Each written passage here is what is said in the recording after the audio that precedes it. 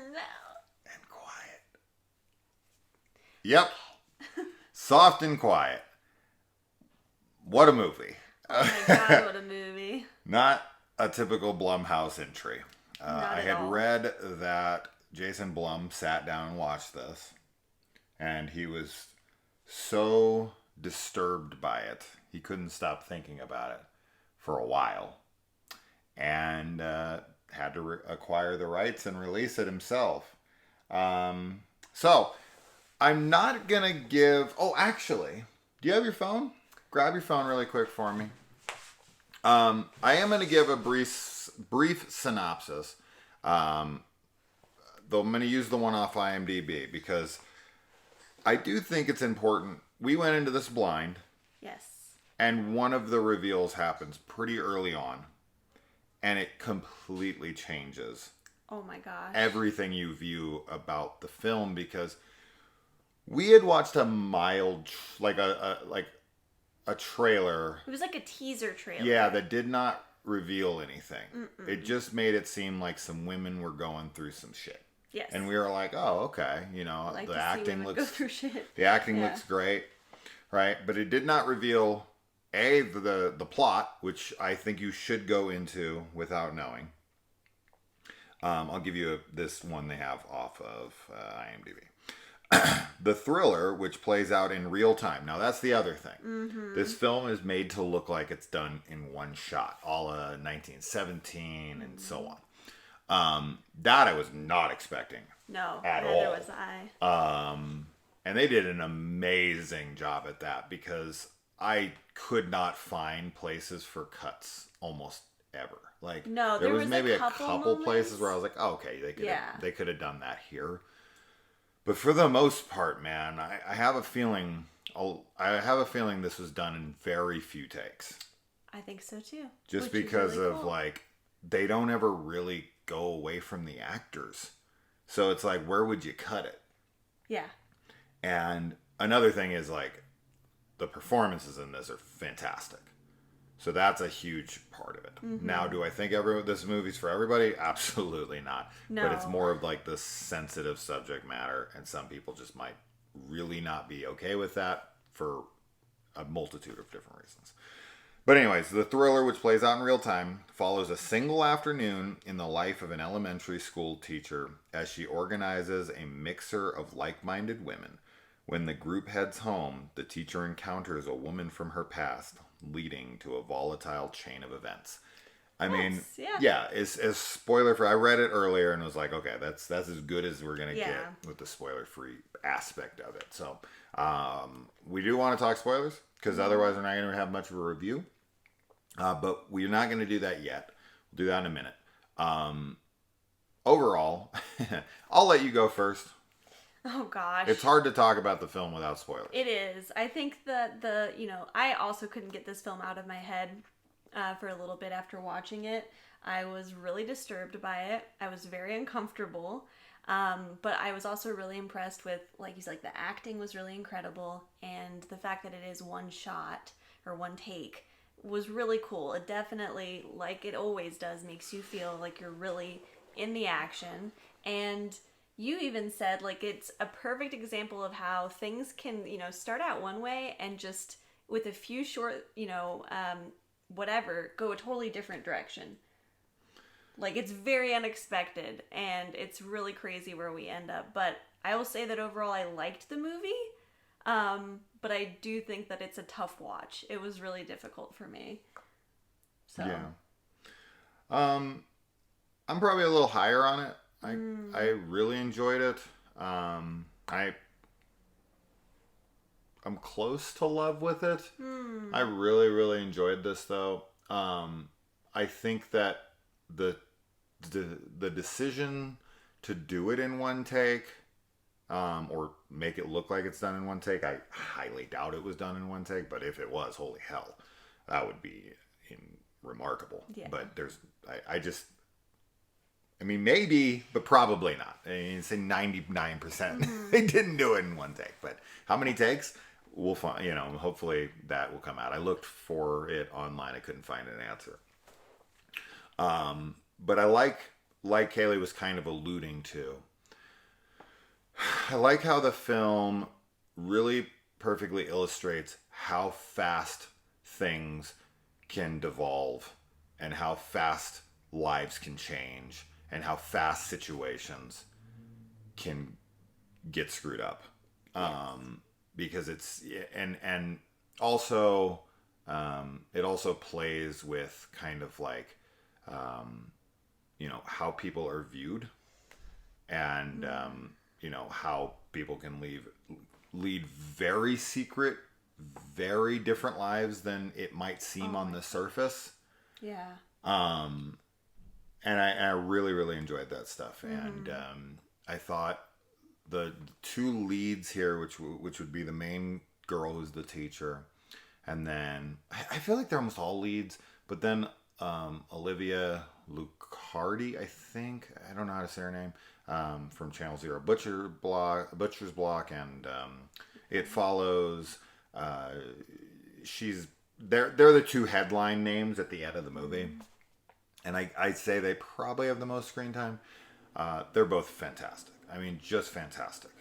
But yeah, I think at this point, I can give a really quick, brief synopsis for people who don't care and want to be sold a little bit more before spoilers. So this will be like a synopsis spoiler, but we won't get into the actual spoilers until after that. Okay? How about that? For people who are like, well, I want to know what it's about before I watch it. I'll give you that. So if you don't want to know what it's about, you can shut it off. If you want to know what it's about without the rest of the spoilers for what happens in the movie, you can watch this part. So these girls are racist. You're freaking white supremacists. Yeah, pretty much. They're basically putting together like this women's chapter of this like KKK wannabe, but it's masked as like some women's book club. It's like, what are they? It's like it comes out of nowhere. Yeah, it's, oh my god, it's like women for traditional values. Yeah. And anyway, so they get together to have this meeting, and then they encounter someone of a different race, and it does not go well.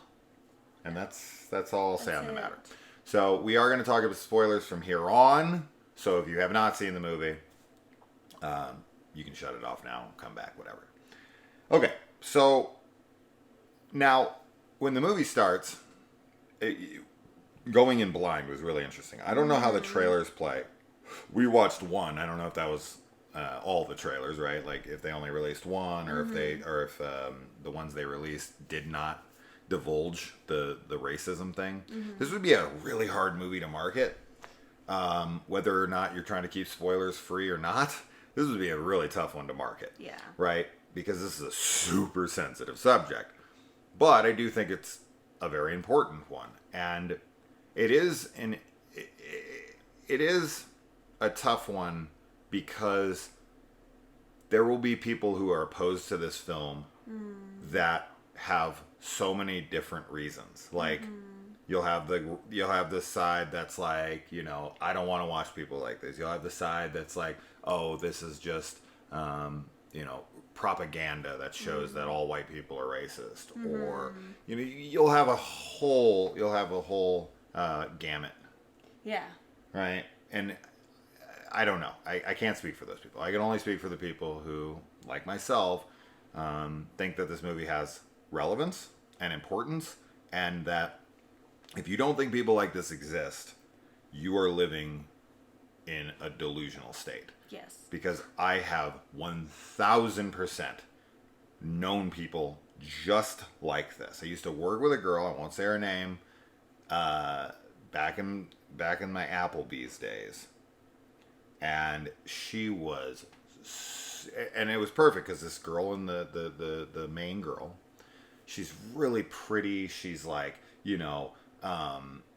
she's a school teacher for kindergartners. She just looks like that perfect, proper she's like woman. White picket fence wife type of thing. And this girl I worked with had that similar kind of thing going on. But like when you talk to her alone, she would just kind of let it hang out.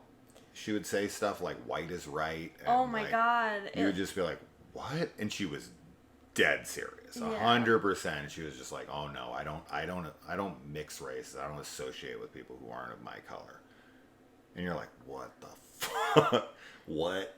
It's just, this movie was really tough for me because I feel like it was such a realistic depiction of modern day racism in a really specific group, because like I think we get a lot of different explorations of racism in film and in horror especially, but seeing like white women in this kind of a setting and in this way, it's scary and Soft and Quiet. Like, it's very fitting because they reference, the school teacher references this at how kind of like insidious their brainwashing can be, because they look so nice on the outside and they have like, they're cut and dry kind of good citizens, but they can sort of infect people easier that way. And it was scary. It was really, really scary in that sense. Yeah, I mean, that's just it too, right? Like, these women, as Kaylee was kind of getting at, and what she was saying, is like, the depictions of racism in film typically are like really in your face, and you've got like very aggressive racism, and that's depicted with like skinheads and the Ku Klux Klan and these like very obvious like men features. too. Sure, like, I mean, usually guys. There's definitely women that are racist in film, but you're right. Yeah. I mean, it is a lot of the times guys, but they're just so overtly, obviously racist, right? Mm-hmm. And in this film, these girls like blend into society. You would never think it. They don't appear this way in the slightest. No. And they purposely like try to fit in, and then they have this little side thing where they say their feelings. The meeting that they have feels like this little pocket of the internet. Yes. Where 100%. You're basically seeing a chat thread. Yes. But in real life. Yeah. And like there's a couple scenes that really hit, and they're not the scenes that I think some people would think of, like them, of course, antagonizing and abusing and killing these Asian girls. Oh my gosh. It's the real subtle, like, one of them is the girl giving the Heil Hitler oh my God. salute, but she's doing it in this really like, oh my God, I just did something naughty, and she like does it, and then she's like I'm a bad girl. like, oh my God, oh God, but she like truly means it. Yes.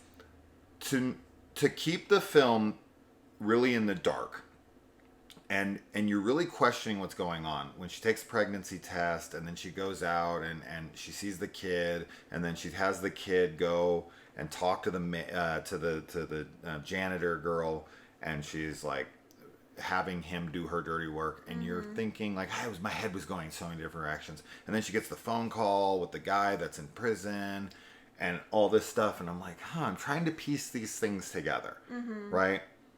And then she gets there, she's talking to the girl, she's like, oh, we just got a meeting together, and it's about 20 minutes in, and you're just still sitting there, and I'm sitting there like, oh my God, is this still one take? This is interesting. Is it going to stay one take the whole time? And then the pie comes out. Oh my God, right? yeah. The pie comes out, and you see the swastika, which she brought to school. She showed the kid too, because she was like, you want to see like what I'm bringing my friends, and like shows it to him. And he doesn't know, no, so she can do that, so he can, And then she has him do her dirty work. Yeah. She wants to be an asshole to the janitor, but she doesn't want it to be her that does it. It's Soft and Quiet, right? It's that she's gonna con a child. Well, but even more than that, she thinks she's educating him. Sure, She's that too. like thinks that, and this is why it's so scary. He's gonna look down on her because she's a school teacher, yes. so she's already teaching young children, and she wants to open up her own school. She wants to open up her own school, but she's also trying to have kids, so it's like she's gonna have her own, you know, and it's just, it was saying that it's like a chat room in real life is a perfect analogy for it. Like, it is exactly what it is. When they start saying the racist shit that they say at this meeting, it's just like, oh my god. Like, it felt so hyper real.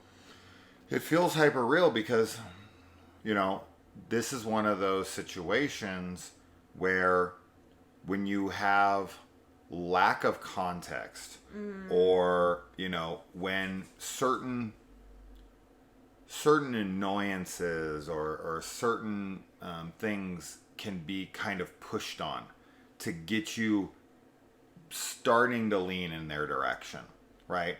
Where they point out certain little things that I know can irritate a lot of white people.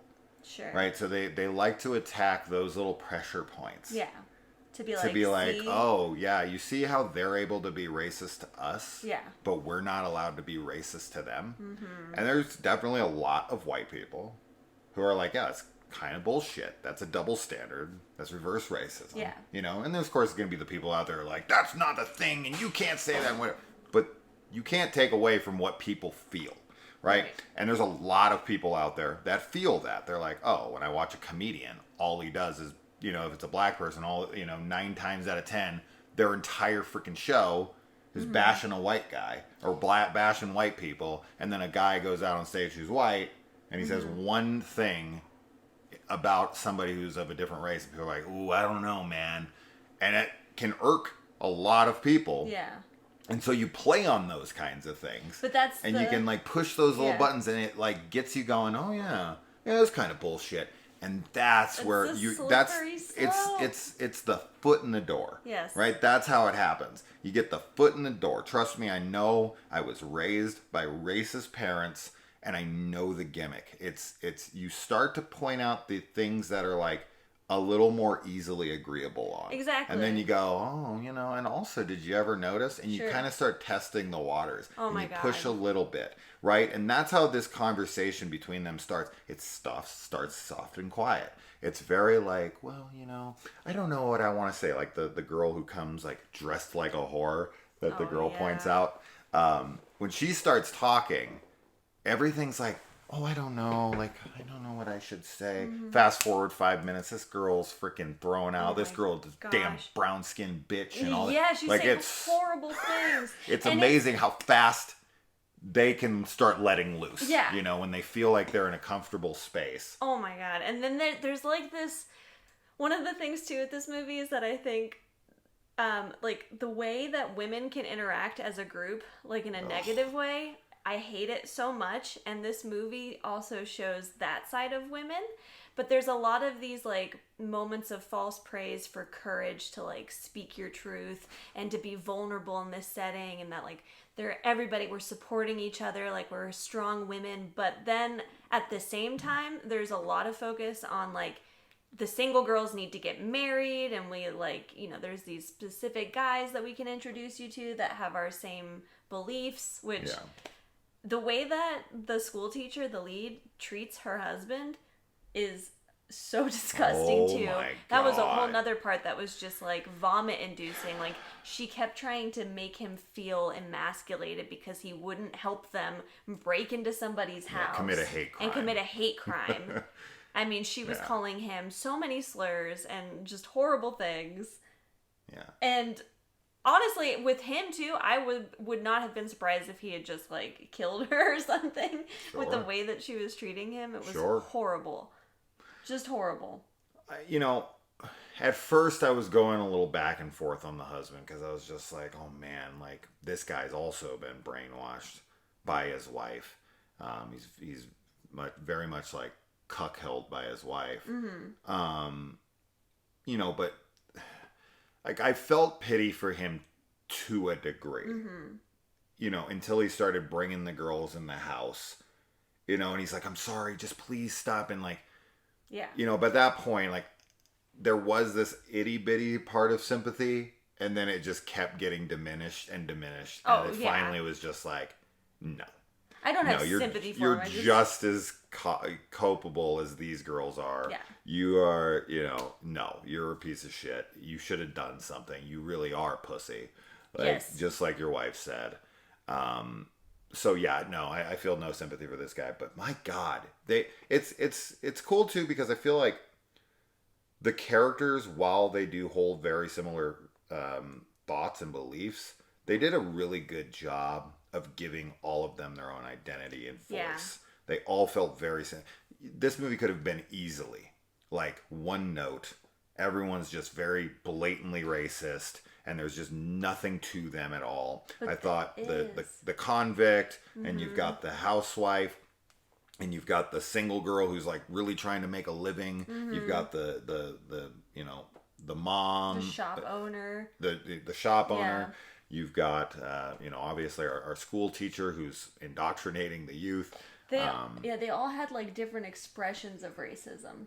Yes. Like the mom, the shop owner, was convinced that like Jewish people, were controlling the banks. the Jew and banks. like so it was really fascinating to see, which is why the chat room analogy works so well, because it's like all these different conspiracy threads that people link to this like umbrella of racism, and it was just kind of crazy to see people speaking like that, and it sucks. It sucks that exists. Yeah, they're trying to start some like newsletter that they're gonna send out into the world, and it's gonna like, this is their little central hub. This is gonna be the start, the spread of real information. They have a publication like that. It's like, I don't know. Stormfront, or like, isn't that just, no? There's something like that though out there that's like that. But anyways, yeah, they're trying to like get the real word out there, and this just feels too real. This just feels so real, and it's so depressing, because it's like, just like with any delusion, they believe what they're trying to teach people. Like, they're genuinely wrapped into these conspiracies and think that there are, attacks on their race and on, again, the traditional family is a big thing and all of that. And it's just, it was a great movie, but it was really hard to stomach. that scene where she's like crying about the 50s housewife, and like how oh my God, we were in such a great place at that time, and it's like, these people are fucking delusional. Like, this is one of the biggest, like, this is some of the biggest bullshit that we have in our culture now, is the people who think like the 50s were these golden era of like traditional modern family, and everything was wonderful. Everyone was wonderful, or everything was wonderful for who? Right. For exactly. fucking white men. This is why, like, Don't Worry, Darling, like that, movies like that kind of highlight the, inequalities and everything. But also, it never makes sense to me, because it's like, if you want to live in a relation, or like in a family, and have a relationship that's more traditional, like where you stay home, you take care of the kids, your husband goes out, like, then do it. Sure. Like, you don't need to have everybody else do it as well. Like, why can't you just do your own thing that makes you happy? Like, whatever dynamic makes you happy and isn't hurting anybody. But why can't that be black people doing that as well? Exactly. I mean, because now we're just talking about like homophobia or transphobia or whatever, right? Yes. But like, it also has to do with race. Like, would they be okay with like traditional families if there was no homosexuals and there was no like trans people? Like, if it was just black people, white people, black people with white people, Asians, Mexicans, like if they all were doing their regular life, like they have the traditional life, everyone just, no, I'm did sure. this. I'm sure not. No. I'm sure, obviously. Right? Because she's pissed off, right? The girl works with this. What did she say? She was like Puerto Rican or I don't remember. something like that. But it doesn't really matter. I mean, she can be racist as long as, if you're not white. She's just so pissed that this girl got got a promotion over her. Which is such bullshit. And they're like, oh, she started after me, a little after me. Yes, because a of little that. after Like, you. she started around like the same time. Yeah, like a month. So it's like a week. Like, maybe she's just better than you. Yes. Like that's maybe that's a possibility. Probably. In fact, from what I know of her in this, yes. 100% she's better than you. Yeah, this girl is wild. Like she's one of the ones that like they start partying. Yeah. Like they're drinking and just going crazy when they get to these poor girls' home. Well, we don't want to talk about this for too long. I will say that, of course, the irony and just the complete hypocrisy of like the girl coming in to get a bottle of wine, worst decision she'd ever made in her life. But she comes in, she wants the bottle of wine, and they crowd her, antagonize her, tell her she can't shop there, and then, you know, make her pay $300 for a bottle of wine, and then antagonize the shit out of her. And then when she says, well, it's not her specifically, but when her sister says something back to them, they're like, oh my God, how disrespectful. Oh my God. You just refused service to a girl. Yeah. Asked her, you know, kicked her the fuck out. Yeah. Threatened her. Mm-hmm. Pushed her around. Money out of her. Robbed her. Yeah. And then when she points out literal facts that her brother is a rapist, which is true because he's in prison for it, she's like, we need to teach this bitch a lesson. Oh how dare she disrespect us? And what she's really saying there is that anyone who's not white should know we're the superior race and that they need to respect that we're the superior race. We speak down to them. They never speak down to us. That's what's happening in that scene. There is no respect other than bowing to their feet. There's never going to be a time where it's okay for them to talk back to them. They can do nothing wrong to them, but they can do, you know, everything wrong in return. Yeah. So oh man, that scene, so I wanted to grab all of those girls by the throat and choke the fucking life out of them. I mean, this is the kind of, like, I'm not a violent person ever, usually, but seeing people like this, like, it really makes you want to, like, punch, because it's just disgusting. It's like, you're not a human when you treat other humans that way. What are you? Like, there's just nothing there. I want to punch shit all the time. This is nothing new to me. I don't know. Tiny fists. I'd be like, go for the eyes. And then, of course, I mean, we can go on forever. You know, they let this girl die of a peanut allergy and then fucking put a pillow over the other girl's face. I do like that they address that, you know, just because someone passes out don't mean they're dead. So, you know, you have to hold someone or strangle them for a lot longer after they pass out. Pro tip. Pro tip. So I did like that she survived because she would. Putting a pillow over someone's face till they go limp doesn't kill them. So the fact that, this movie would have been very, very rough to watch had the girl not survived at the end. But you're just you are very happy that it's like, oh, they're fucked. Like when she comes up out of the water, they went back to shore. That girl went back. They're fucking over. All of them are finished. We didn't even talk about their, like, horrid cleaning job at the house. Oh, too. Shit. Like, they're trying to clean the crime scene. They're morons. Oh my gosh, yeah. There is a lot of, it feels very satisfying knowing that they're gonna rot in prison. But that's very real. Yeah. Right? Like, they're not genius mastermind criminals. No. They're just morons. Like, regular people. Yeah.